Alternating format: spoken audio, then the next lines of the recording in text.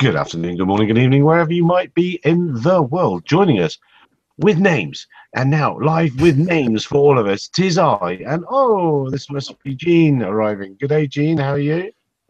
Hi, hey Gary. How are you going? Good. We just started, so good evening to you, Jean, or good afternoon to you. Good evening to you, Louis, and Alan there, and Canada Shire. So we thought, or I thought, it would be a good idea to have 2018 looking forward SWOT sort of test: strength, weakness, opportunity, and threat. It's probably a very 80s sort of thing to do now. So of course I looked at Wikipedia, and on Wikipedia it said about this. It says, so this said, the old Sun Tzu, that it said that if you know your enemies, know yourself. You could win 100 battles without a single loss. If you only know yourself but not your opponent, you may win or may lose. You may know neither yourself nor your enemy. You'll always know yourself. Like, we all know that line. And then I wrote something in the holidays about market reports and stuff like that. And having just read that, sort of know your enemy, I read somebody sent me a piece about how to choose a drone. Well, fair enough. You see these, and it is a Part 107 and 333 operator in the States. And I am going to read on buying drones what they said. And the goal, it says, prospective drone owners aren't in the same demographic as the die-hard members of the US-based Academy of Model Aeronautics. No skill needed to become a member. The aforementioned 200K strong group represents purists who love to fly now this is the line, since they won't, can't, or are afraid to fly real aircraft. Drone hobbyists have overwhelmed this group of folks. Flying isn't the mission. Most who spend $500 a year want a high-quality camera. And it finishes with, and ignore the rare harsh glances from AMA purists. They feel shamed. I wanted to say that because that's the enemy within. That's where we're eating our own children there. But anyway, that's my rant over. Oh, was Gregory briefly here? I think Gregory. Oh, James is here. I think Gregory is briefly here. So right, should be to stop me talking and ranting. So I've had my rant. That was my rant. Let's go. I don't know how it works for everyone else. Does it work left to right? Are you on the left as everyone looks at it, James, or are you on the right? I'm on the right. You is on the left. Okay. I don't know. All right. Strengths. I think the strength going into 2018 is that equipment is really getting pretty reliable and pretty cool now. As long as you read RTFM, read the flipping manual, you pretty much can go and it works these days, and that's great. That's definitely a strength moving into 2018, and it's only getting better. Can anyone else think of any strengths? Have you seen the new MLID Edge? Yes. For Argipilot? Yeah, it's great. Yeah, that's wonderful. You've had it already? No. I just got into the stats. I was actually looking at it a few minutes ago. I'm liking it. 2 kilometers, 1080p HD down. Not only that, but as it has its own Raspberry Pi CPU based, it can be very versatile. You can run apps on the computer part of it. So it's a very well integrated system by AMLID. They're very good at that. And most important, fully supported by Arduino. Yes. 64-bit quad-core processor. Can't beat that. Gregory, you staying with us, Gregory? Over. Oh, no voice. Oh. Gary, we're in a state of emergency here in Florida. I've got my winter coat on. They're panicking and opening shelters. It's about to be 33 degrees, I think. Something like that. Oh, that's right. You've got cold, haven't you? It's cold over there, and then similarly, it's hot in Europe, I believe. It's 15 to 18 Celsius. Yeah, so unseasonably warm in Europe and very cold in America. Good old climate change. There you go. And Gregory's the man that can't talk to us. Is the man to tell us all about that. That's a pity. I can smell a conspiracy. He's being shut down. He's being quietened up. Right. Anyway, so that's one strength is the Emerald Reach, which I will get to play with soon. I hope. One is coming our way. Anyone else see anything positive coming into 2018? I believe it's going to be, technically it's going to be the year that open source systems will get the full visual avoidance integrated on the drones. That combined with some lower cost LiDAR systems is going to make a very big difference. We're still lacking on the capability of the flight controller, so we don't have the possibility of, within reasonable costs on the do-it-yourself realm, to have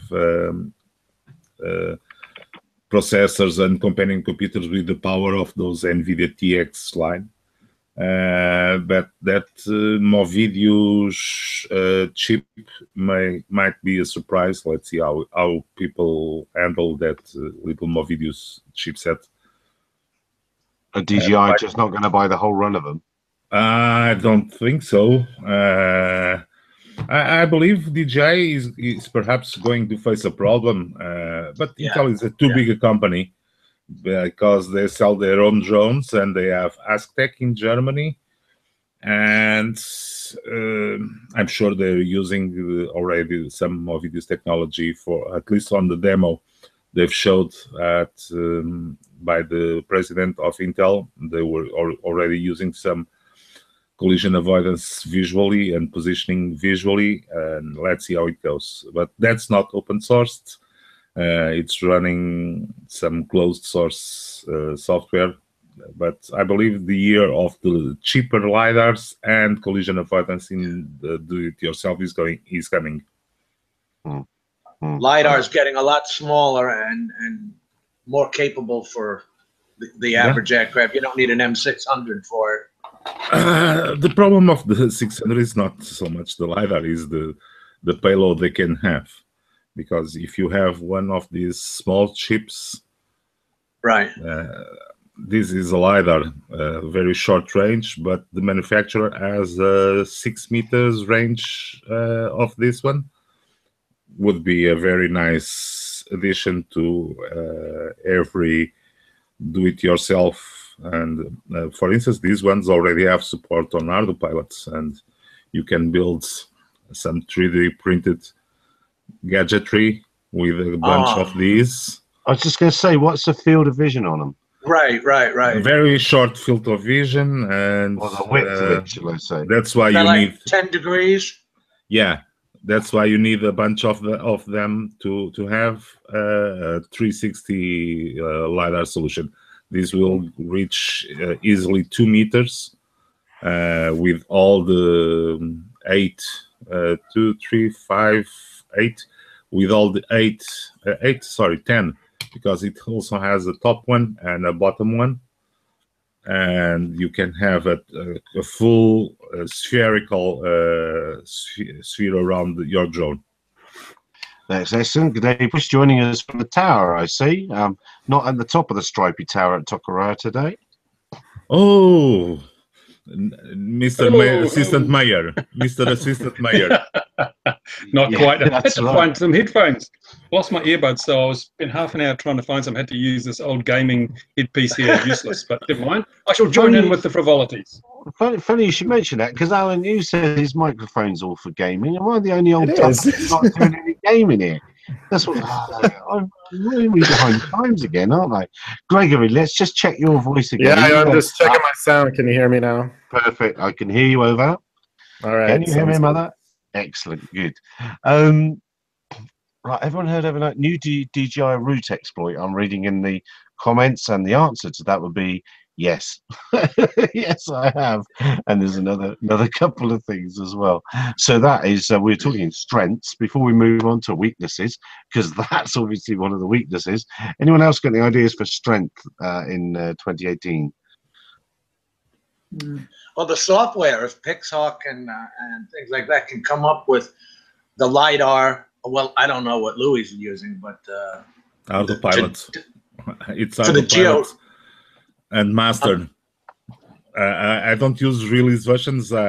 Unfortunately, I use master. I compile it myself. Now we are transitioning to a new operating system running on the boards. And what are you using to run your software and for the data out of the LiDAR? That's what I was getting out of the LiDAR? Yeah. For this one, you just connect directly to a PixOC. Right. Straight to PixOC, and PixOC knows how to handle the data that comes from this. And just for avoidance. Just for avoidance. If you want to do something else like scanning, you'll have to go to a companion computer, be it an Odroid, a Raspberry Pi, NVIDIA TX 1 or 2. It's different. It's a different thing that you have to do with the data that comes from the LiDAR. This is just like a blind man's stick. You just go and point it. Are you there? Are you there? Are you there? Oops, you're there. Go back. Quite an important stick. So right. So are we done? Are we done with strengths? There doesn't seem to be too many strengths. Gene, have you got any? Greg's Gary, going to go on. Sorry. Greg's got a microphone as well. I do. Go on then. Yeah. After you, then, Greg. Yes. So I think on the drone data side, at least from the kind of the Silicon Valley standpoint, is that IBM and Apple and Google and kind of all these folks are making these algorithms more for on the machine learning and kind of the AI. Even though there's a lot of hype around it, I think that you're going to see processing just the sheer amount of drone data to become easier to use these kind of off-the-shelf plug-in machine learning tools. I think that's a real strength for the industry moving into 2018 for commercial applications, is just the sheer amount of photos and data and being able to process those with the sheer amount of resources that these companies are pulling into AI and kind of backing it. And I think it'll be real. It won't be just kind of the hyped side of things. So I think that's an interesting strength that's coming. Yeah, that's what I was talking about, correlating the data with the LiDAR. It hasn't been easy up to now. Oh, that's a problem that, for instance, you get those platforms like ROS, Robotics Operating System, that you can integrate that. On the part of the intelligence, I'm not so sure that we can use some of those clever algorithms that are floating around either on academia or even some of them provided by Google, like TensorFlow or stuff like that, because they are very heavy on resources to learn something, and it's always a guided learning process. So it's not very, it's more used on the industrial side of things, where you have the large amounts of data for data processing. That and thermal too. You still have the problem with correlating geotagging and thermal and the LiDAR. There's a breakthroughs we'll need.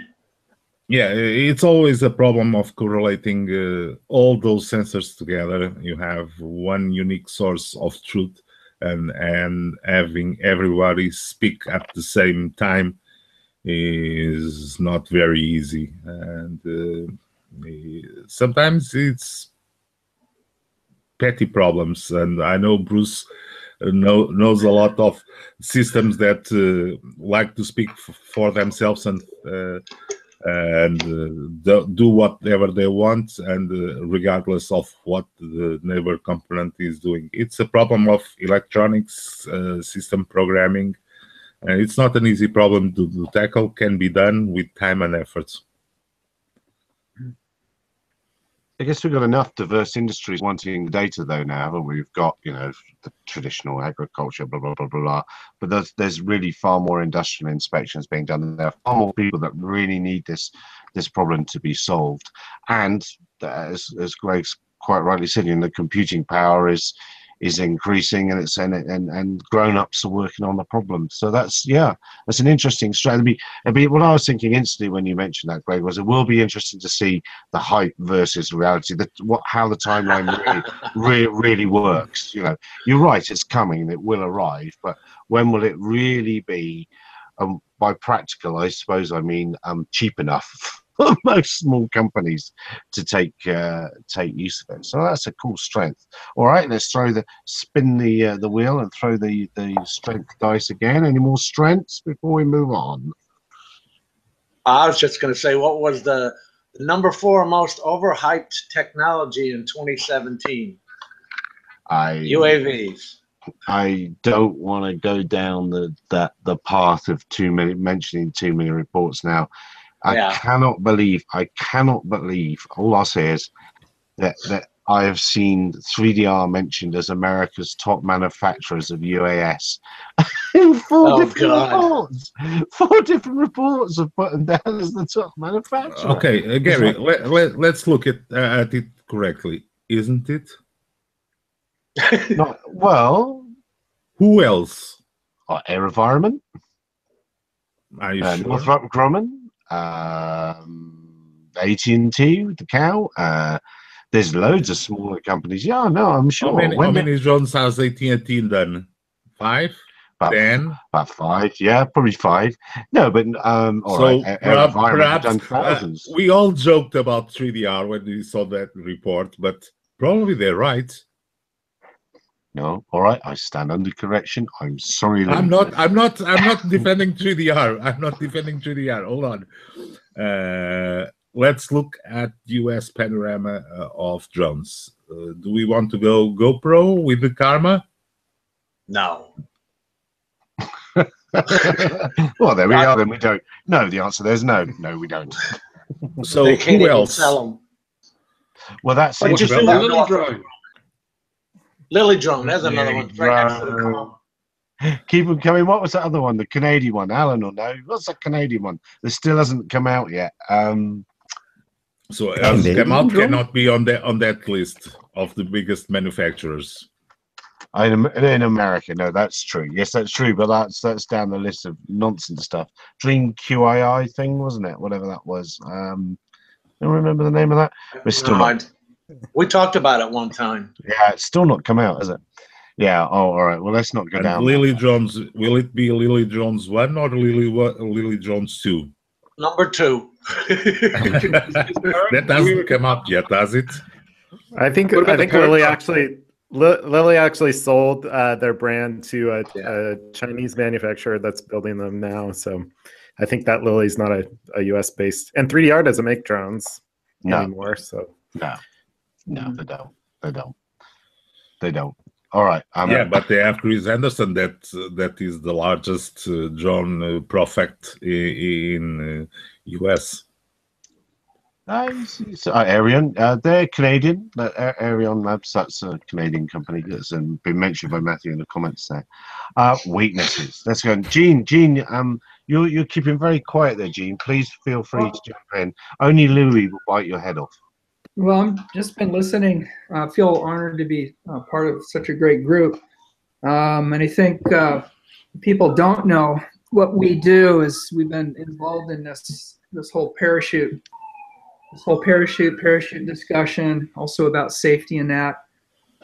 So maybe a strength would be the FAA. Maybe by the end of this year, we'll actually have some rules defined on what it takes to actually fly over people where they're non-participants, and that's been kind of where we've been part of this, working with the ASTM on the rule set. Of course, the controversy around that. For people that don't know, we've been really manufacturing parachutes for over 10 years now, and in the drone industry before it really even started. So we have a lot of experience, with this and seeing this, and also just trying to break through to people about what does it mean to fly safely, and what does safety mean, and so obviously being able to fly over people and actually being able to get waivers for that is a really big deal. But then on the other side, on weaknesses, which I know you guys are going to discuss, but it's just the crazy attitudes people have about this stuff, is the other side of that. So we try to speak to safety and responsibility. And to some degree, it's, huh? Oh, sorry, you go first. You go first, Gene. You go first. Oh, no, I just wanted to say, I mean, we're obviously interested in that because it helps us, but I think too that the survival of the drone industry long term means that we don't have, you know, really bad accidents and really bad things happen. So that's just kind of my quick take. I wanted you to unpack the crazy things you thought or attitudes that people had towards safety, or what do you mean by that? What, without naming names and offending people, what have you come across that you found weird? Well, it's that. Well, for one thing, is that when people think of parachutes in recovery, there's initially is you know, denial that they need it. I have a, you know, sort of an idea in my head that parachutes are about as glamorous to a drone pilot as insurance is. You know, Right. they're not sexy, they're not cool. They add weight, they add cost, they add complexity, they add all these things, and so you know, that's like the hill that we're constantly pushing the rock up. The necessary evil.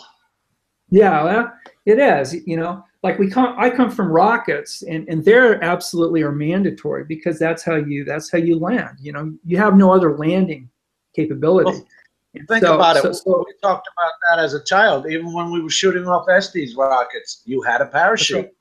That's right. That's right. But for drones, we've already got 2 comments in which I'll introduce, and you can carry on in the live comments. There's Andy Lee Robertson said thoughts on Peter Streepel's awesome man Foamy. I don't know if you saw that. He built a foam aircraft and he flew it. He wasn't interested in getting a parachute, and Matthew Gordon says parachutes are obsolete in his humble opinion. So maybe you can speak to those comments as well. Perhaps not, because I believe it's France. They're mandatory for drones, right, Gene? Yeah, well, they're mandatory in quite a few countries. You know, they're further along in kind of codifying certain regulatory structures. It's not just France; it's France, UK now. You know, has moved that way. I think Australia, most of the UK though is headed that way. Chile now has mandated that, you know, in these countries, they've just said that, well, you just simply have to have it. You know, I think in the US, it's going to be more of a, you know, if you want to get certain kinds of waivers, you have to have it. You know, you'll need it to fly over non-participants, basically. And that's where it's headed. But to step back a little bit with one of my stump speeches is that, you know, really automobiles have airbags and seat belts, not because people thought they need it when they're driving to the grocery store, but because, you know, through different regulatory movements, you know, it became obvious that they needed that because it's a safety device. And so, you know, the parachute isn't there because it's cool. It's because if something goes wrong in the air, the chance of a bad outcome without a parachute is very high. You know, chances are you're going to lose your airframe and your data. But if you have a parachute, it's still not 100%, but you have maybe a 95 to 98, 99% higher probability of having a good outcome or reasonable outcome than a bad outcome. Yeah. So it's a probability. It changes the probability of the whole equation. And also enables, I believe, in my opinion, it also enables something else, which is, for instance, on the industrial side, you go for hexacopters or octocopters just because of redundancy of the power, and you can go lower for more efficient drones like a quad or a tree, and have what you lose in propulsion with the parachutes can be compensated on a quad when coming from an hexacopter to a quadcopter. Mm-hmm. Yeah, I think what you're saying is that, you know, now you can have a quadcopter with an ability to lower risk the same as an octocopter, as far as like, if you lose the rotor and ESC, you know, your octocopter can compensate for that. I think hexcopters have some capability, but for sure, quadcopters, if you have any sort of failure in there to propulsion, it's done. You know, and these things are immensely expensive. a partner of ours that we work with, and we do testing there down in Watsonville, south of the Bay Area here. They have a Matrice 210, and let me tell you, that thing has got some money tied up in it. It's a lot of risk in that system, just financially alone. 15 So anyway, 15. yeah, or more. Or more. Ground stations and light. I saw one system that had both a visual camera and an IR, dual camera setup, and then had the ground station, all that. And I heard like it was like 25 grand for the whole setup. Yeah, it's a lot. So our challenge, again, pushing the rock uphill, is to try to build awareness. And I think too, with parachutes on the other side, is poorly implemented systems that are implemented from hobby grade materials. I think those actually could increase risk by giving people the thought that this actually helps you, but the quality level's not there.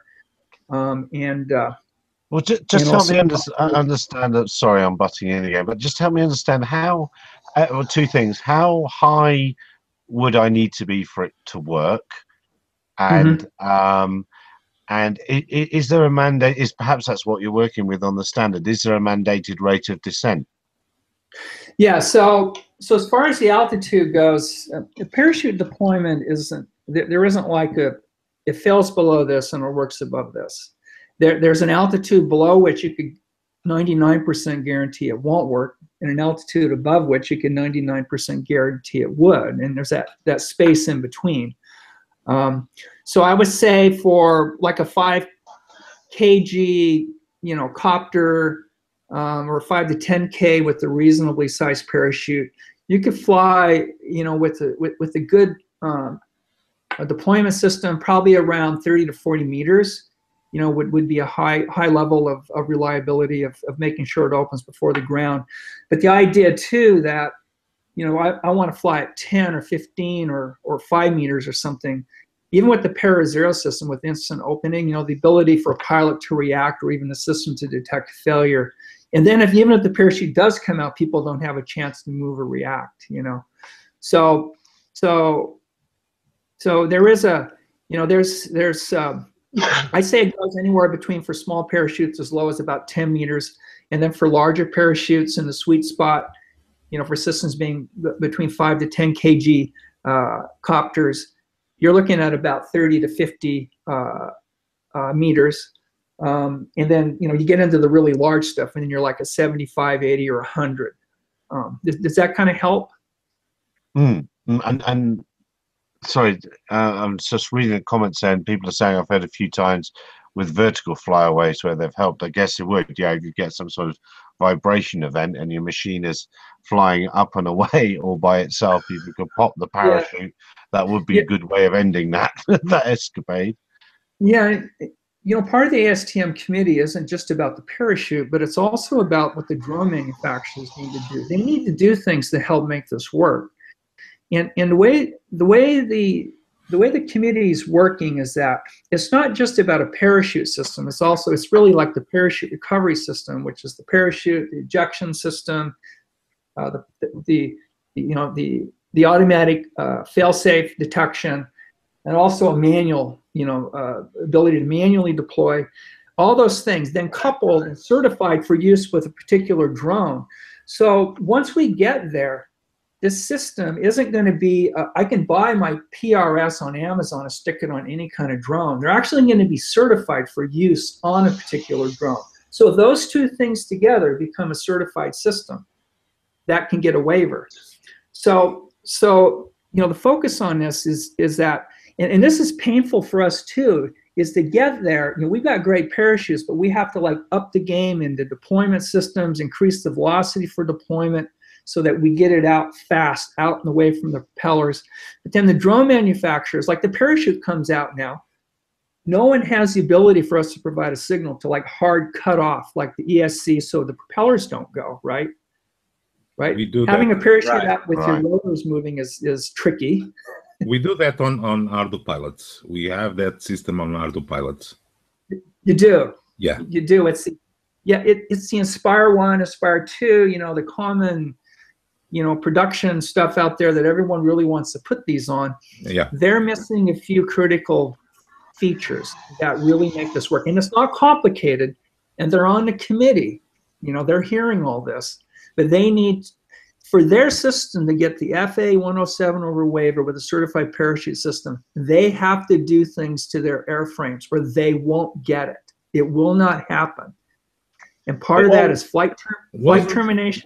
Wasn't it DJI that had one parachute of themselves that they were selling as an add-on? Yeah, that's right. It was called the Drop Safe. It was for the I think the S1000, hopelessly undersized parachute, actually. Yeah, I saw that. Yeah, and it did, and I think that copter, you know, used, I don't know if it used the Ardu Pilot or maybe DJI's version, but you know, when you have a DIY systems, it's kind of easier to integrate a parachute actually than these integrated systems that people buy. Because those systems, like there's no way to eject the chute, there's no power available to run a PRS on.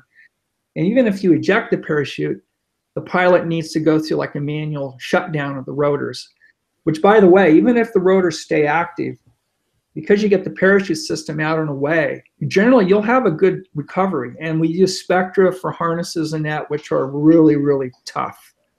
Can't you adapt a CO2 system? One of the little CO2 cartridges? Yeah, CO2. So this is a deployment technology more than a parachute technology. So the Drop Safe that you guys referred to that DJI had, that was made by Parazero in Israel, that did use CO2. But you know, we're constantly beat up based on weight, and CO2 is a relatively heavy technology. So one of the moves that, so while it works, it's very hard to sell a system on the small end where the recovery system could weigh 15% of the drone, you know, or the UAV, or over 10%. But yet on the small system, just because of the overhead of CO2 and the release systems, you know, you do have an overhead that's quite high. As the systems get larger, 55, 60, 70 kgs, CO2 starts to work and makes sense. Can I ask a question? Because I had a motorcycle that had very small CO2 bottles for flats. And those were small things and could fill up an entire motorcycle tire. Yeah. Can't that kind of containers, compressed CO2 containers, be adapted to one of these systems? Yeah, we have that now. That's what we have now. But like I said, those are hard to put into any system that's below about 10 kg, just because of the overhead of the system. Okay. So yeah, it's just it's a hard sell. You know, like your airbag in your car. You know, can you use pyrotechnic methods of doing that rather than CO2? Because So let me tell you about the deployment methodology. So for the really small stuff, springs work pretty well. They have enough energy and they're lightweight, easy to use, relatively low cost, and there's a variety of those out there. Skycat, Mars. We've got a new product we're about to release called the Harrier that works into drones. Pretty much stops at about 10 kg at the max size, but around 5 to 4 to 3 to 2. You know, those work really well. So then there is the availability to pyro systems. And we have dabbled in that. It has huge regulatory issues depending on where it has to be shipped. In the U.S., part of this is because of we're actually not as regulated as a lot of countries. You know, not when you can buy military assault weapons, you know, in your sporting store. But you know, you can buy the materials so that you can make a pyro activated parachute system, very lightweight, but you can't ship it anywhere. You can't put it on a plane. You can't really sell it. And so that's an issue. But part of the solution there is going to be born out of the automotive industry. Already has pyro devices related to airbags, you know, other types of safety devices that are already there. And so that's going to be the focus on where we're going to start pushing towards us to adopt those devices in to be able to eject parachutes. Does that make sense? Yeah, Yeah. That's pretty common sense. The thing is, couldn't you deliver those pyro devices by drone? Of course. Yeah, Of that makes course. sense. It would be nice, Gary. Your drone delivery system, if it fails, it has lots of parachutes to deploy. Oh, I got into trouble for that today, but I'll tell you about that in a minute. In the comments, Matthew Gordon is asking, would you have a system that could stop a 55-pound quad or whatever from killing someone? Would the parachute retard it enough? Oh yeah, so that gets into the question of the descent rate that's allowable. We have parachutes now rated at 55 pounds, but the energy level would be higher than, for instance, the 69 joules that like France and some of the Europeans have. And in fact, at 55 pounds, you're pretty much, to try to meet any kind of a low energy requirement, it's really tough to do. So there's parachutes out there, not a problem.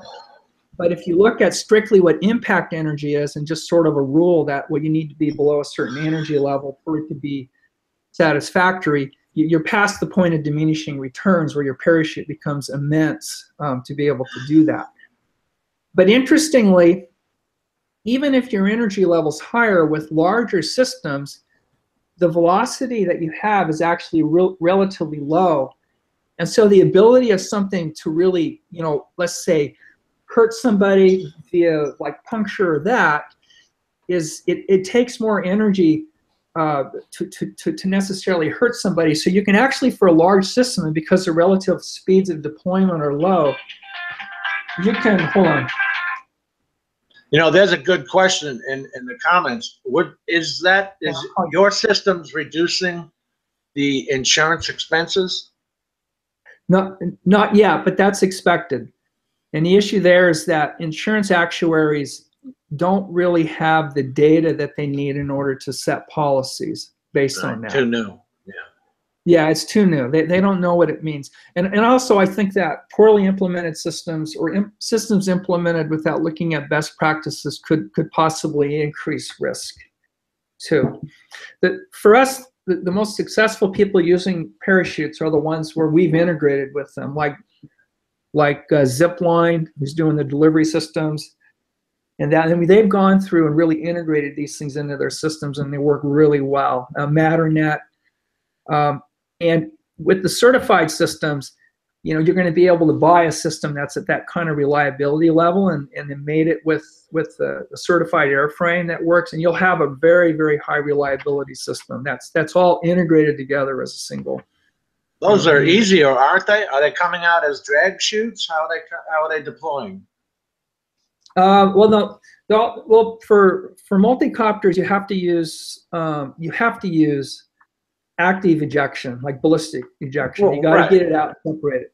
For fixed wing, you can actually use passive deployment, like a pilot chute pulls out a deployment bag, which then has the main chute. I mean, there's different hybrid possibilities in there, but pretty much all systems actively eject and separate the parachute from the UAV or from the drone.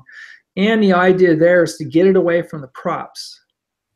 And also the bad behavior that you could have with the drone, flipping, rotating, spinning. Like if you lose an ESC, really booking along at, let's say 30, 40, 50 meters per second, it's quickly going to be doing things that you need to have the parachute separated from that. So that's part of like, how do you harness it and rigging it? You don't tie it directly to the drone. You always have like shock cord, the ability to have separation, which allows the parachute to work even though the drone may be doing something very rude, if that's the right term.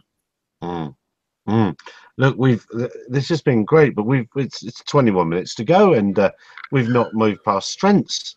Let's get on to weaknesses. I want to bring Alan in on weaknesses, because he can start talking and I can let the dog in while he starts talking, because he's good at talking. And Alan, you said when we started that you'd come across some some interesting flights already this year. In 2018, you've already come across some dodgy flights, and that's a Yeah. weakness. If it is a weakness, I guess well, for me, I usually do the recreational flying. And when it came to yesterday, my blog, I went to the polar bear swim just to see what it's like. And there's like thousands of people there, and there were drones flying up there. And you could hear people in the reaction. The crowd like, no drones here. What is this? So I thought that would basically create the hysteria. And I know even back in Christmas, actually just on that day, people were saying a lot of people were going to get drones for their gifts. And the first thing I saw right in the lake was people flying like FPV drones, and they were crashing it on the trees. So I think that's the fear that people have, that are people buying drones off the shelf, not really knowing what they're doing and crashing it everywhere. So I guess that would be the bad thing for people. I'm not speaking. I'm speaking now, I think. There we are. That's better.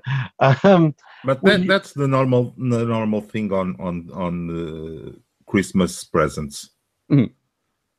It is, but there was also a polar bear in England that I saw that happened on Boxing Day, and that was picked up by the local press as being an amazing thing. And look at this amazing drone footage. And I think it was either today or yesterday, a football match was actually stopped by somebody flying into, and it was near where I'm from, the Oval. That's why it pricked my ears up. And what I thought was most interesting about the football incident was that the manager of the other team said, well, they stopped. They all had to go in the change room. They'd been playing dreadfully in the first half, and they completely changed their tactics, and they came out and won the game. So that might be the first instance of a drone influencing a sporting result. So yeah, that is a weakness. The misdemeanors that happen straight after Christmas. Could DJI and the other manufacturers just not restrict operation of all their machines to 50 meters for the first month that you own it, or something like that? I think most of them, they have, in some places they're forcing you to do quizzes, I think, because I know people in the US are commenting when you log in, you have to do some kind of quiz. Like, I don't have that here in Canada, but I'm assuming it will be soon, probably. The UK has that too now on those. Maybe eventually with your 107 pilot, you get some kind of certification to get a waiver past like initial training or something. I mean, who knows, you know? Yeah, there's definitely a weakness in the industry is gluts of gluts of buyers causing troubles. Well, I suppose they go away quite quickly. Any other weaknesses? Anyone got any other weaknesses? I'll just chime in and say that I think battery technology will continue to be a weakness. I know we're investing more into batteries, but I think there's still a big limitation of the industry, and will continue to be for 2018. Yeah, unfortunately, I believe you're absolutely right. And that combined with the limitation, what we are going to see is the thing that DJI has already done with some of their models, that having multiple batteries below the IATA regulation for carrying the batteries on board the planes. Because today on a big drone, it's very easy to have a 16,000 and 22,000 milliamps hour batteries, and we'll have to see smaller batteries, and perhaps not so much as a weakness, but as a strength will be the coming of age of smart batteries that can speak with the drone and avoid mishaps with the cells on a big battery. But the technology is going to be the same. We hate it, but we live with it. Yep. Is that what your crystal ball sees, Bruce? Do you see any big changes? You're a man that keeps his eye on that sort of thing. Yeah, I don't see a lot of. I think regulations are going to be lightened up a bit, because we're seeing already that, again, over the last month, the biggest threat to manned aviation is manned aviation. Do you see that helicopter that collided with a biplane? And the helicopter survived and the biplane didn't. So if a helicopter can withstand an impact from a manned aircraft and land safely, what's the problem with these little drones again? I think with regulators themselves are actually waking up to this now. Don't believe the Daily Mail. Regulators, stop reading the Daily Mail and look at the facts. And the facts are now mounting up higher and higher and higher. The increased number of facts saying we've all overreacted about these little drones. We need to back off a bit. If we don't, we're going to strangle the whole thing. Because if you look at that helicopter and biplane incident, both aircraft were registered, both pilots were certified, yet it still happened. We've got literally millions of people, uncertified, unregistered, flying drones every day, and we haven't had a single loss of life. So I'm hoping, and I think regulators are going to start backing away, that we'll no longer need the man with the red flag walking in front of our drones. It's going to become a little more rational and reasonable. That's one of the biggest strengths, I think, of the coming year, that finally common sense will start to prevail. And also, I missed the strength thing, but going back to strengths, I think the other big strength is mass is going to come down. We're going to be flying smaller and smaller UAVs and drones. We don't need a massive, great aircraft anymore, because we've miniaturized the electronics, we've miniaturized the sensors, we've miniaturized everything. And if you make it smaller and lighter, it's safer. So the best way to improve safety is to have smaller, lighter craft. So I think both those things will be quite significant this year. Yeah, I think but you right. can go smaller one and having flight time. If you want to fly a 250 quad for 30 minutes, how do you do it, Bruce? Well, actually, it can be done, Louis. It's amazing what they're doing in that area. I've seen some really small quads that I've been looking at here in the last month or so, and I've been absolutely blown away by the flight times. Because again, flight time is basically down to the mass of the item, and the mass to energy ratio of batteries is pretty constant across the entire range. So if you scale the mass down, there's nothing to stop you getting a 30-minute flight out of a 250-gram drone. And although at the moment the sensor load and the payload is a higher percentage as you go down in scale, that's changing rapidly as well. So we're going to be seeing some pretty impressive stuff coming up by the end of the year. Yeah, I think, guys, one thing is really it's the delivery industry. What Amazon and Google, I don't know if they're ever going to do anything, and the others trying to deliver product is sort of like goes against the lower weight, because they want to deliver heavier things. So they're going to be continuing to push at the higher end of things and the higher weights and trying to squeeze everything they can out of it. One thing I read is that lithium poly batteries are kind of near a limit as far as what can be safely done. Look at the Galaxy 7 almost catching on fire. But there are like lithium sulfur batteries and some new technologies that are much safer that could be coming around in like maybe 5 years that I've read about. It's pretty cool stuff. Yeah, battery technology is always something just around the corner, but unfortunately the corner is a very big one, because we've heard all sorts of batteries. There's been zinc air and aluminium air and all these battery technologies that ultimately they all boil down to, they work great in the lab, but you can't commercialize them and you can't put them out there on large scale. That's why lithium ion batteries have been the backbone of this industry for so long, is because although there's something just around the corner, it's like nuclear fusion generators. They're only 10 years away and have been for the last 50 years. Yes, that's right. And Ian in the comments, drone scares are not selling papers anymore. You are bob on right, sir. You are bob on right. We can any more weakness before we go on to opportunity? I don't know if it's a weakness, but I have one Florida senator that I've spoken to that he wants to separate the FAA from being both the regulator and the enforcement. He wants a separate enforcement bureau, which is something we've been talking about, that they haven't been able to enforce any of the rules. But I don't know how that's going to go with the Reauthorization Act. Well, I can't see that being a good idea in some ways. What a pity neither of our lawyers has joined us.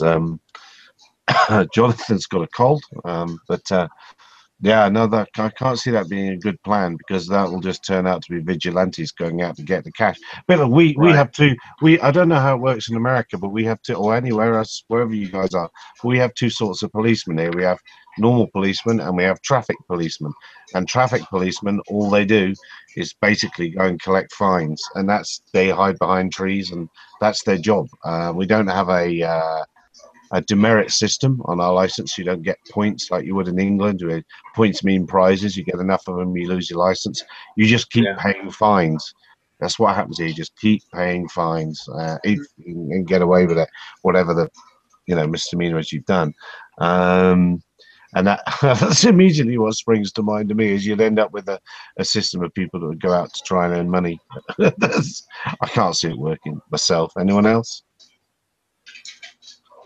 No. All right. Let's move on to the O part of this, the opportunity. So what should we all be sinking our cash into? DJI repair shops. If you're in the state of California, it'd be cannabis. So cannabis is just legalized in the state of California. I know somebody who wrote about that recently. I know. I just feel like it's ripe for venture capital money to just be thrown away into drones and cannabis. But it's actually a pretty interesting. I think it's super interesting from an agroeconomic perspective. Like we have 50 years of remote sensing data need to caught up on the cannabis industry and the research that goes into it. I think drones and high value crops. It'll be interesting to see how drones integrate into this new industry and how legalization affects that. So, well, hemp is a very interesting structural material. They could use that for drone frames as well. So you can, and of course, if you've got a cannabis delivering drone, it could fly really, really high. You'll have to have a prescription. No, you don't anymore.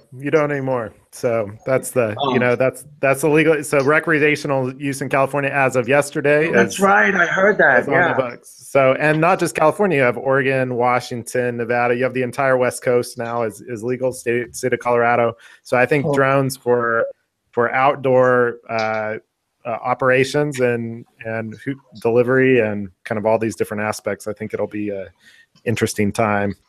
Same with commercial insurance. You have kind of, I think the interesting thing about the two industries is you have kind of these, two industries that drones and cannabis where insurance companies won't touch them as of yet. But you put them together, it sounds like enough hype there for somebody to throw some money at it. That's gonna be completely legal here in Canada and the whole country actually this year. Oh yeah, it's legal in Florida. Well, and it grows everywhere here. It's not legal or illegal. It's just in the fields. It's just here. But anyway, well, it is illegal. It is illegal here. But it does grow here. So Kirk in the comments makes the good point that machine vision and swarming or formation flying systems is an opportunity, and to an extent it is, but of course your regulators got to get on board with that, because at the moment all our regulators still want one machine, one pilot, a pilot in charge, or one operator, I should say. Yeah, one for one. So that, but yeah, I mean it's exactly right that a swarm of low weight machines doing all moving around a building and doing an inspection, talking to each other and getting each corner done, it's got to be safer than one huge machine taking a long time doing it.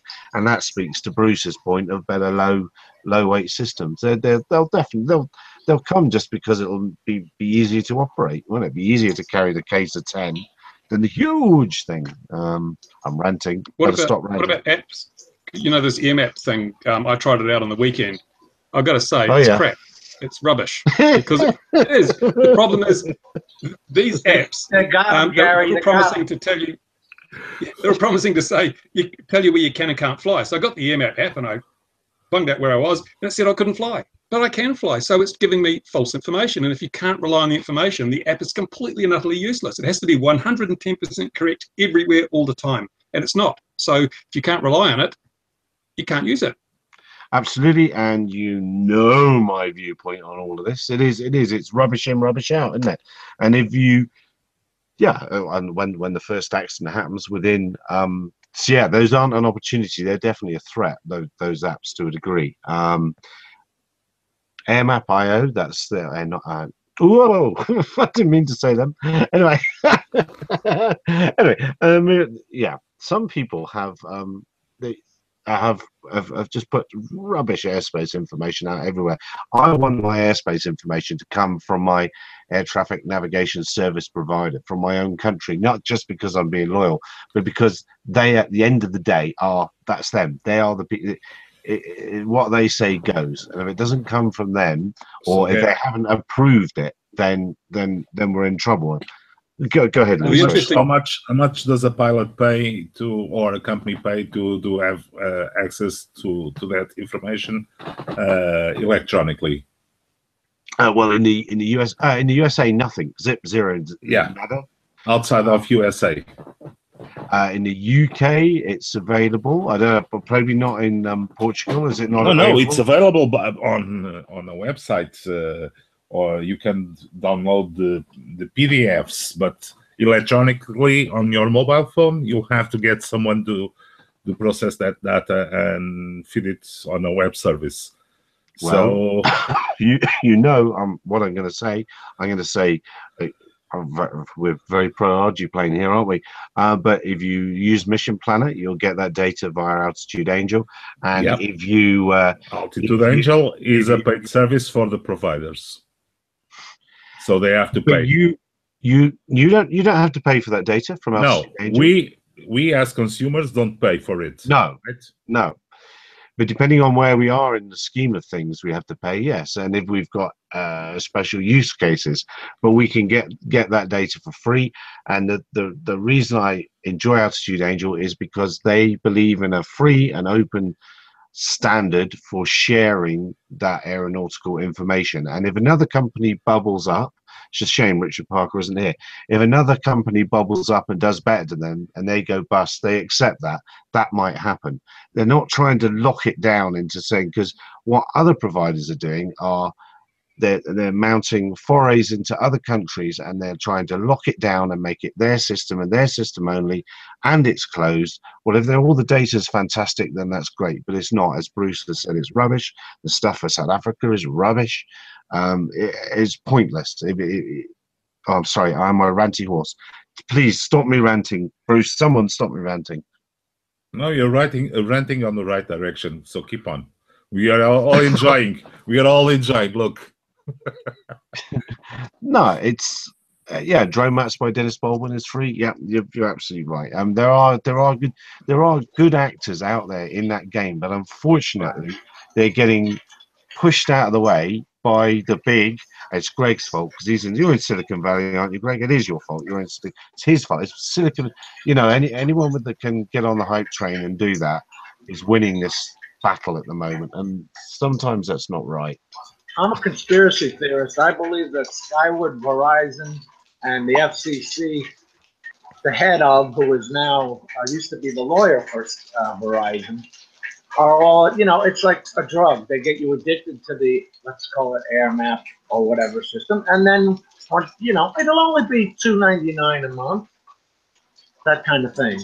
50 I cents. reckon, who's going to pay for it? I reckon if the reason for this air map thing in New Zealand, it's being sold as a way of making sure that drone, especially recreational drone flyers, who are over 80% of the drone users in this country, it's a way of making sure they fly safely. So my perspective on that would be, if you're going to charge someone for this, charge general aviation, because they're the ones who are scared of drones. They're the ones who see drones as a threat. They're the ones who are trying to protect themselves from drones. It makes no difference to me. I don't give a damn about it. So why would I pay for it? I think the people who are gaining the most, which are the pilots who are going to survive because they're not going to be hit by drones, let them pay for it if they're so sure it's such an important thing. And you'll soon see the tune change.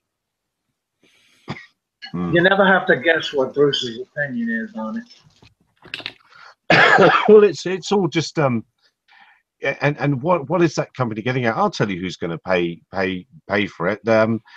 It's going to be the companies that are, because whoever is given the keys to run these systems now knows where you're flying. You're flying recreationally, or where somebody's flying commercially, and they know how many times a year they go out and fly over those cannabis fields. They know what height they were at. They know exactly what they did, and that data will be very useful to that company's competitor, and that's what they're trying to sell, and that's where the money is. It's not in improving safety. It's in selling backdoor data to other industries and other providers, targeting. I know everything happens. I know your cell phone does that.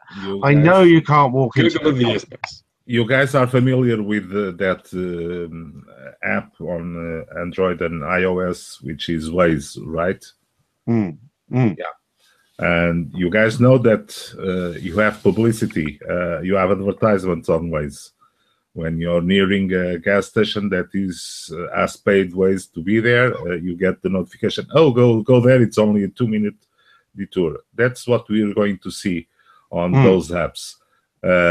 Your battery is not good enough, go there and get a new one. Your drone is flying badly, go there and have it repaired.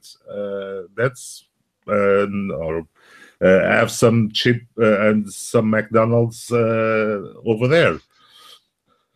And my sort of another push to this is that Lancs, you don't spell Lance, L-A-A-N-C. Anyway, Lancs, that Lanc system, that Lanc is in England is something's poor, it's bad, it's Lanc. That's if drone users, Part 107 pilots end up paying micro payments to have that clearance into that little bit of town for a bit of time, then flipping general aviation should be paying to go through that bit of airspace while he's operating as well. It's not fair, is it? Why should drones pay and general aviation doesn't? That's just not right. It's not right. No, and I think you're right. That's where your fight will be. Why would we pay? And the reason we are millionaires, we buy drones which are not necessary, so we are all millionaires. Oh yeah. Well, we've got Piper Cub right down the road. I mean, and plenty of small airports, like everyone else has, and they're not paying a dime. So why should we? And you're ending up having a machine with a better detect, sense, and avoid, better communication links with much better modern systems. Well, general aviation needs to up its game, and we're all playing in the same sky. We should be playing by the same rules. No, I can't get anybody. I can't fish anyone out with that. No, because everybody agrees with you. I mean, oh blast! Where can you go with that? It's a dead end. Oh, the minute that comes out, I can play devil's advocate. No, because you have a human person, or no matter how smart he is, assessing on the spot the situation. So they're always assessing the situation. If you're beyond line of sight, or if I'm on line of sight on a drone, you cannot access the situation because you have difference of perspective of where you are. So the pilot. Sorry, Louis. Sorry, you're right. And I jumped in, but I'm seeing in the comments 5G is being spoken about, and again, this is back to Verizon, which James spoke about. This whole UTM, this whole thing is a little extra bolt-on that they can get little payments for as part to help pay for 5G. They need data services, and that's why the cell phone companies are gagging to get on board with it, not to help with safety, but so that they also get a little piece of the pie. And 5G, which we've said before on this, has the V2V, vehicle to vehicle protocol in it, which is in 5.8 gigs, and it's going to smash all that FPV on 5.8 when all the vehicles are talking on it. But that's another topic. That's a threat, actually. There are no, we don't have any, not authorized. What's the word, Bruce? It's not authorized. It's Spectrum. I can't remember what it's called. Licensed or protected. We don't have any available Spectrum yet. Yeah. Although you just get a ham ticket and fly on the ham bands. Where in countries where aeronautical mobile is allowed. If you're in the UK, aeronautical mobile isn't allowed with a ham ticket unless you have special provisions. So you couldn't do it all the time. America's a bit unusual in allowing that. So that wouldn't be a good get out of jail card over there. That was a dead end as well.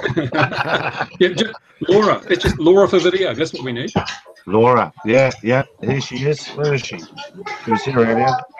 There she is. Can't see it. Where is that? Where's that coming from? Hello, hello. Someone's in the kitchen from here. But So seriously, ultra-wide bandwidth below the noise floor for video would work if we wanted to develop that technology. So you could use like a gigahertz of bandwidth and run at such low power levels that you're below the noise floor. You're not going to interfere with anything, and you'll get your video signal with plenty of bandwidth. Oh, come on, Bruce. You can't, because we are already using ultra-wideband gadgets to do precision flying. There's plenty of space left. We're only using GPS and command and control links, and apart from that, there's heaps of space out there. Did you see the fine Lumineer just got for having theirs? Yeah. What were they going and that's yeah, that was, I mean, it's their own fault. They're a bit silly, weren't they? But it shows that the FCC is a big giant. It's actually probably more powerful than the FAA in many regards. And they could shut this whole thing down overnight if they chose to enforce their regulations. yeah, absolutely. Well, there's an awful lot of Chinese radios that haven't actually been through the testing stations of many countries, and they're imported in large numbers. I think we all know what we're talking about here, don't we, Bruce? You can name them, not me. Yes. Actually, I just got a video transmitter, a 5.8 gig video transmitter to review. It arrived just before Christmas. And it mentions about the legal frequencies don't give you much fun or choice. So we've created this, what is it, the wild mode, which will give you heaps more power, heaps more frequencies. But be careful, don't use it. It's kind of good. Fantastic. Wild mode, yes. Well, and actually mentioned earlier in the comments the various exploits, and that's what people are doing with an awful lot of popular white Chinese gear is changing the radio settings, and even in the coding it says, you know, it mentions in the writing the out of band illegal frequencies and things like that. You know, they know full well it's there, but yeah. So right, let's go for a look. We're 6 minutes past the hour. Any other threats? Do we do it? Yeah. What do we do? Yeah, let's just do threats. Any other threats? I believe we'll be going to see a smaller number of manufacturers, which is bad. The barrier to entry to new guys on the drones is getting tougher. So we'll end up with 1.2 or 1.5 manufacturers. One large one and a lot of very small ones which are irrelevant, and will be limited to what the big one will want to provide us. I'm not so sure, actually, because I've got one of the guys here bought one of those big DJI agricultural spray drones, and for the price you don't get a lot for your money. And I'm thinking, no, it's so much opportunity there for someone to step in and make it properly and just run reasonable margins. This DJI own the market. They effectively have a monopoly in some areas of the market, which is great, because it means they get lazy and they get tired and they have huge margins, which opens doors below for people, innovative young companies, to come in. And it's easy to get funding at the moment because of all the hype. Well-funded, good ideas, do the job properly, and you can topple. Like, look what happened to IBM. You know, they were the computer company. Now they're just a computer company. Microsoft was the software company. It can happen. But for instance, that Agros model that he bought has already been surpassed by a newer model, and that model that he has is still flying the old controller, but it has something very smart. It's a one-purpose drone. It's a drone that you saw its radio set as that panel that you can easily determine what he's going to do. So it's a one-purpose drone. It's not a general-purpose drone. So for what it does, it's not very good.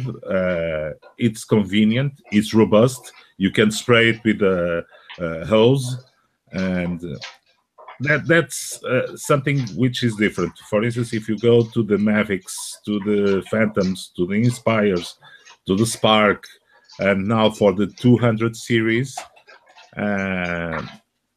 who is going to compete with them at this level on all these fronts? I think people will. I think when there's a market this big, there will be companies coming through, and young companies tend to be aggressive. They think a little bit further ahead. They have brighter, new ideas. The bigger the company, the longer it's been around, the more jaded they tend to get. That was the death knell of IBM. And it will happen with DJI as well. There'll be transitions in this market. And I think this year we could see some new players coming in. It'll be interesting to come back and look at this video in January 2019, if any of us are still alive. Or out of prison. All right. No, we could all be in prison. How does the dear viewer know? That might be where we all are. We're just in very good ones.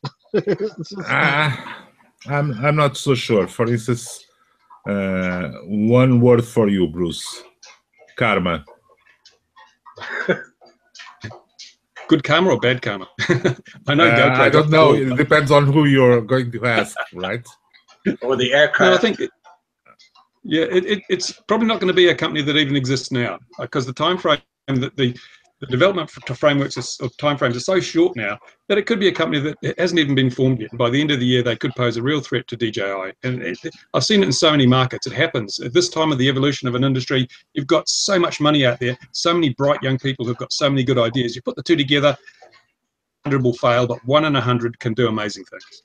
I sincerely hope so. I sincerely hope so. But the barrier to entry, that's what I was referring, is getting higher and higher every day. So unless it's something that is very revolutionary, something that you don't need a remote to fly, you just look at the drone and fly it with your eyes. DJI Spark. Okay, come on. That doesn't fly with your eyes. But I'm not seeing anytime in the next year someone coming in and trying to revolutionize the market. At the point that the current technology is, look at Intel. They're big and they cannot do a thing. They have lots of resources in-house. And what have they done? They're still operating Aztec in Germany with those crazy expensive drones, and they have those small ones, which are very hard to purchase, and that's it. Yeah, if you look at the PC market, look what Compaq did to IBM. They just made something a little bit better and a little bit cheaper, and that was just all it took, those two little factors to basically make them the corporate choice of America in a matter of months.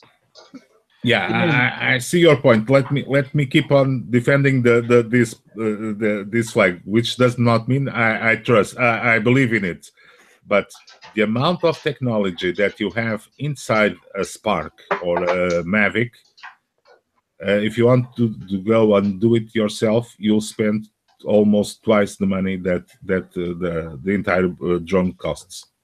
And that's the big problem that the new entries to the market come in and have to face.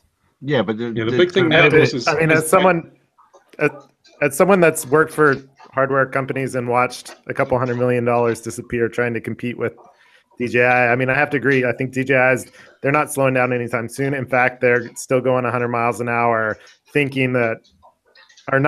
just they act like there's competition behind them, and there's really not. It would have to be someone like Sony or somebody, one of these big camera manufacturers that wants to come in and make a drone that carries a really nice sensor. So it seems like the opportunities are more in like sensor innovation and disrupting, say, FLIR in the thermal market or something like that, rather than the hardware side, or forming a niche in an industry that's like, tackling the gas leak detection industry, or something that's much smaller, much more focused, that's not prosumer or videographer, that's more kind of just in commercial, very commercial, vertical focused. And you'll see kind of and that's what we're seeing with these, with the other companies, they're trying to focus more on verticals. You look at Parrot's trying to pivot more towards the agricultural space with the bluegrass drone that just came out, and some of the other companies as well. So it'll be, I think it's going to have to be Intel or Sony or somebody like that really comes in and wants to compete on the technological level to not just give DJI a run for their money or compete with DJI, but just differentiate and carve out their own niche in the market. Well, Emily is certainly trying. I bet you IBM and Burroughs and Digital Equipment were having this conversation in 1975, then two guys in a garage invented the Apple II. Yeah, but I, the I people, how much did it cost an Apple II compared to an IBM, Bruce? That's the problem. It's money. You could buy What does that an mean? Apple I II understand. for peanuts, like, compared with an IBM. Yeah, that's the way the drone business is seems- going. It's amazing what you can buy for $100, and it's getting cheaper. And we've got AI processors you can buy off the shelf now, but with built-in, AI cores. And the people who put this together and come up with the next thing, it may not even be something like that. It may be something as simple as a clever piece. We talked about battery technology, of power technology. That may be something that just brings a new company out. And if someone develops, like Xerox developed the photocopier, and they didn't sell it, they leased it, and they didn't license the technology, they owned that business because they had the patents and they kept it, so they became the photocopier company. Now if a company comes out with a suitable battery technology for drones and they say, no, we're not going to license it, we've patented it, we're going to sell our own drones, they're going to own that drone sector because they may have 3-4 times the endurance of somebody else. There are many factors that we can't even possibly think of at the moment which could catapult a startup into a really, really prominent position and really disempower the existing players in the market. And I'm hoping, and I'm expecting that to happen sometime, maybe not this year, but in the pretty near future. I don't disagree, and if you think about it a little way, and I meant to say this is 2018. This is the 10th year of SGS News, and we beat DJI. We're before DJI, and that's come. So if you think about it that way, that's a ride to come. All this massive gigs happen with them, and it might well go. I have to agree with Gary, Bruce. I have an idea.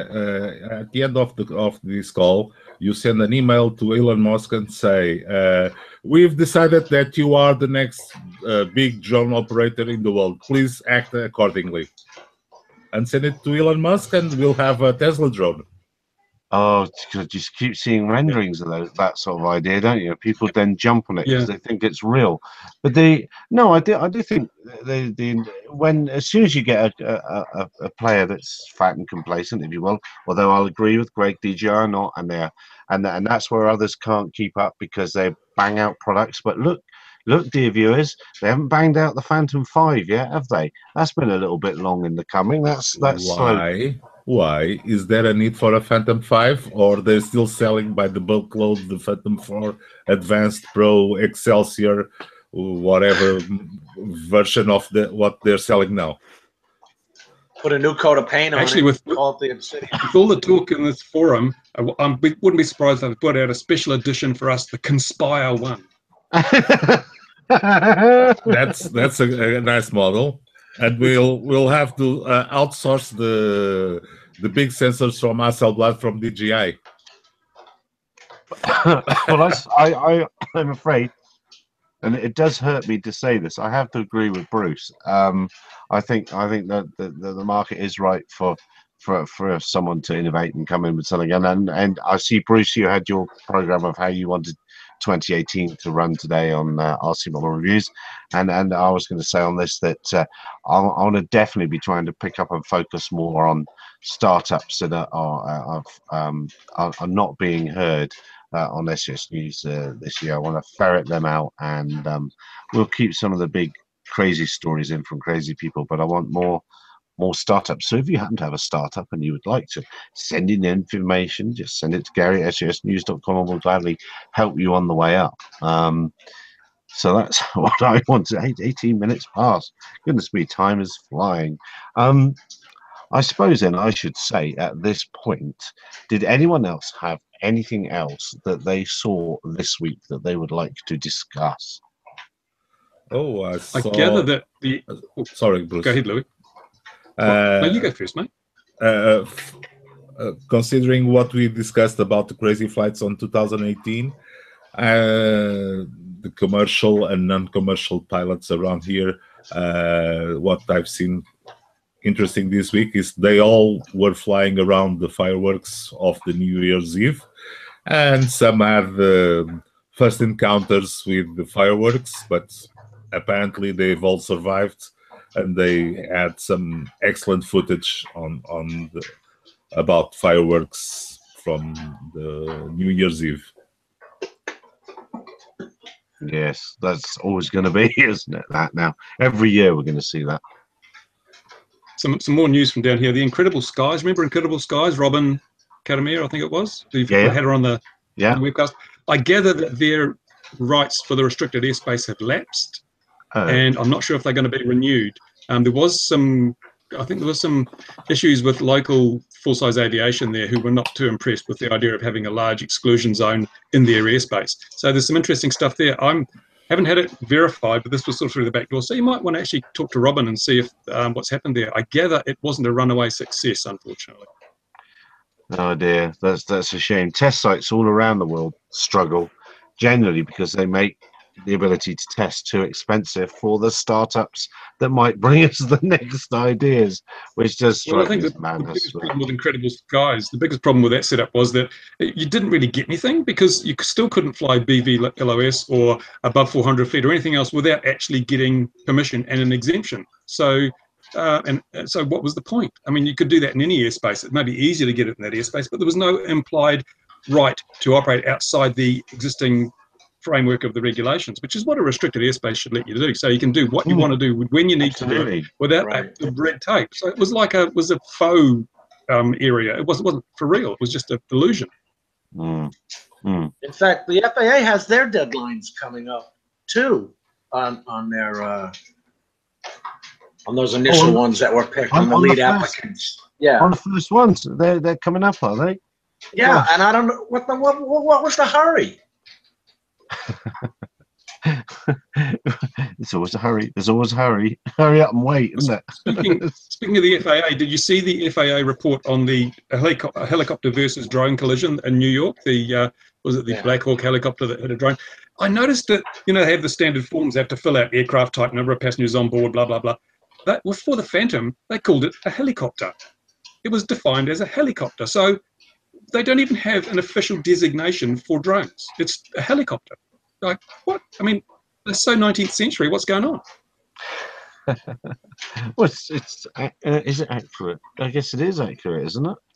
I don't know. I'll have to think about that. A Chinook is an helicopter, right? Yes, it's a multi-rotor. Yeah. So it's a multi-rotor.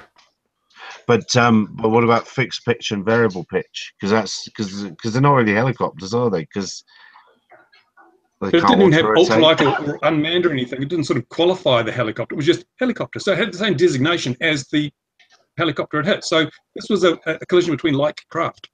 Yes. Well, I think I've said it before on this down here. Good. We have. That's good. It won't come up on the statistics of drones. As a drone. But just as important, it was interesting to note that the guy who flew it was registered with the FAA. And he was flying below 400 feet, but he didn't know about TFRs. He used the DJI app and didn't let him know about TFRs. TFR was operative, which shows, again, relying on an app is a bad thing to do because unless it's 110% accurate, you're getting a false sense of security.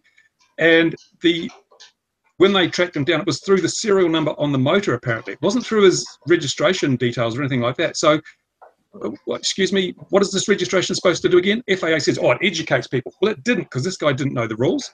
And it's also to help them find people in the case of an incident. Well, it didn't because they used the parts of the quad to find them. It wasn't a label he'd stuck on there or anything like that. So, again, registration, big fail.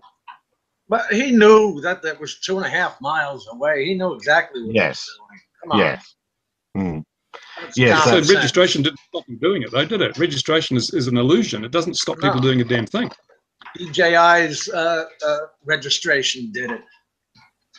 Registration is an illusion. No, proof of purchase. Right. It was by the serial number, but it doesn't matter because he still has 2 other drones, so he can fly them safely and keeping ignoring the TFRs. And Alan, I think you mentioned on your vlog that DJI servers had a bit of trouble over the Christmas period, did they? Alan might be asleep. Can you hear us? Are you there, Alan? Hello? You know anyway, that fancy microphone? The battery's gone flat now. Yeah. Can't hear you, Alan. Sorry. Oh. No, he's disappeared. Yeah, he said on his vlog, I think that it's the lipo. It's the lipo. Yeah. The lipo. He's back, but no, still can't hear him. I think it was because everyone was trying to register their drones at once that the DJI infrastructure sort of fell apart. Testing. Hello, Alan. Yes, Yeah, yeah, you're back. yeah. Tell us. Testing. Okay. Yeah. So basically, because DJI has a requirement where when you first start your drone, it has to connect to the internet for the thing to allow you to fly. And because so many people got Mavics and Sparks for their Christmas gift, it basically killed the server. So that's basically common in a lot of like tech computer stuff, like with consoles and stuff. So that was kind of interesting, where that basically stopped people from flying in that way too. And that kind of reminds me of a point though, because you guys were talking about how no one can really compete with DJI, for example, because they're too big. And I'm just thinking from a recreational person point of view, I'm the type of person that bought a drone just off the shelf to take videos and all that. For me, like with Canada here, with the new laws coming potentially, in the US, I believe that Vantage robotic drone is legal for like what the news organization to fly like over people. If some company comes out with some drone, it doesn't have to have the best camera. It doesn't have to have necessarily the best battery life. If you're telling me you can make something small, light, that you can actually fly everywhere, you'd be surprised how someone like me would just be, okay, I'll probably get this instead. It is really that simple to take the market, but whether or not someone actually does that I don't really know with all the tech, but I just know from a consumer point of view, emotionally, if someone can create something like that, I just think you'd have like a big competitor, like just like that, in my opinion. At what price point, Alan? It depends. $500? Most people would pay probably, I'd say average for flying a drone, 300 to 800, somewhere around there. If you're telling me you can capture photos, I mean, one of the things where, for example, like when you guys think drones, maybe you're thinking more like just racing or the bigger ones. But for a person like me, there's something like people can attach a flying drone to their cell phone. Like that's, for example, like more of a recreational thing. People can do stuff like that. So if someone can create some, yeah, you remember this, Alan? This can. I've seen it before. Yeah. Yeah, these can do that, and they're light, and they even have a model that does transmission to the ground. Yes. Like just an example there. Let's just say you flew a drone like that and you somehow, I don't know, gave it thermal abilities or something like that. Even if it's not the best picture quality, that's just you differentiating yourself. Because for a person like myself, like for most people, we buy things emotionally, not so much in the specs. That's why like I bought like a Mavic, for example. It was foldable, I can carry it, whereas something like a Phantom or Inspire is more superior. But I went for more, I can bring this anywhere. So if someone can make something smaller, more compact like that, then I think, again, I think people are willing to invest in that as well.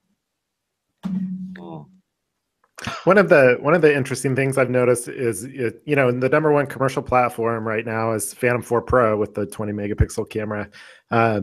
Unlike previous Christmases, like you haven't seen them actually reduce the price of the Phantom 4 Pro. Like it's still $1,500. They might throw in an extra battery or some extra props, but they haven't had to reduce the prices like they had to.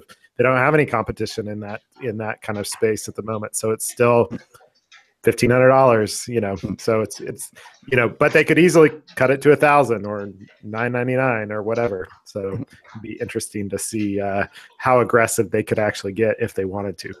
That's why they don't feel the pressure of releasing a Phantom 5, Gary.